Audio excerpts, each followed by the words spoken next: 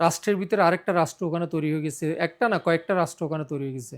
একটা রোহিঙ্গাদের স্টেট হয়ে গেছে। ওরা রোহিঙ্গারা একভাবে চালায়, আবার মাদক বারবারীরা আরেকভাবে নিয়ন্ত্রণ করে সেভাবে চালায়। বিজিবি একভাবে চালায়, তারপর আবার র্যাব একভাবে চালায়, পুলিশ একভাবে চালায়।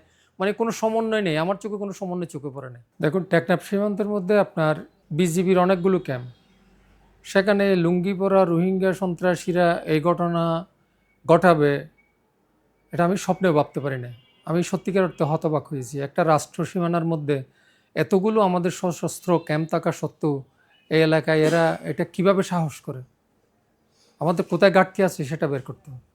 এই ঘাটতিটা বের না করলে এই এলাকার মানুষ চরম নিরাপত্তাহীনতায় ভুগবে। না, দেশের সার্বভৌমত্ব রক্ষায় তো অবশ্যই হুমকি এটা। এটা একটা তো বড় ধরনের হুমকি। এই দেশটাকে ভালোবাসি বলে আমি বাংলাদেশি মানুষ। আপনার আমার ইজ্জতটা হচ্ছে এই দেশটা আছে বলে। এই দেশটা যদি নাই থাকে তাহলে এই আপনার আমার ইজ্জতটা কোথায়? এই দেশটার যদি এই সীমান্ত এটা যদি রক্ষা করতে না পারি আমরা, এইরকম একটা লুঙ্গি পরা ২-৩টা লোক এসে সশস্ত্র অবস্থায় নৌকা নিয়ে যাবে এবং এটা দেখে আমরা চেয়ে চেয়ে দেখে থাকতেছি। এর চাইতে বড় অসাহিত্য আমার মনে হয় আর কিছু আছে না।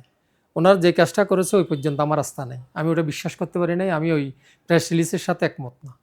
আমি হতাশ। নিঃসন্দেহে নিরাপত্তা ব্যবস্থা জোরদার করা উচিত। ওরা কেন এটা করবে? আমি এটা আপনাদেরকে আগেও বলেছি, এখনও বলছি, আমাদের সীমান্ত এতটাও রক্ষিত ছিল না। আগে ছিল কক্সবাজার একটা ব্যাটালিয়ন, সেটা নাইক্ষ্যংছড়ি থেকে সেন্ট মার্টিন পর্যন্ত নিয়ন্ত্রণ করত। তখন এই মায়ানমারের নাসাকা বলেন, লুন্টিন বলেন, এগুলো এই পারে আসার সাহস করে নাই। এখন লুঙ্গি পরা রোহিঙ্গারা এসে আমার মানচিত্রে কামড় বসাচ্ছে।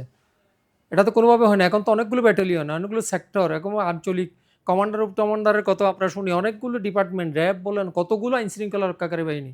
দেশ তো বড় হয় না, দেশ তো আগের জায়গায় আছে। কিন্তু এই দেশটা ওনারা রক্ষা করতে পারতেছেন না কেন আমি বুঝলাম না। কি এটা কি আন্তরিকতার অভাব, নাকি কোথাও কোনো কিছু ঘাটতি আছে সেটা আমি বুঝে উঠতে পারতেছি না।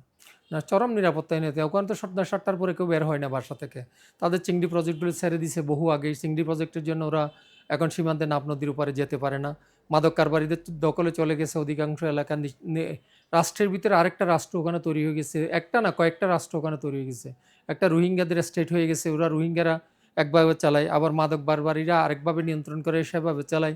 বিজিবি একভাবে চালায়, তারপর আবার র্যাব একভাবে চালায়, পুলিশ একভাবে চালায়। মানে কোনো সমন্বয় নেই। আমার চোখে কোনো সমন্বয় চোখে পড়ে না।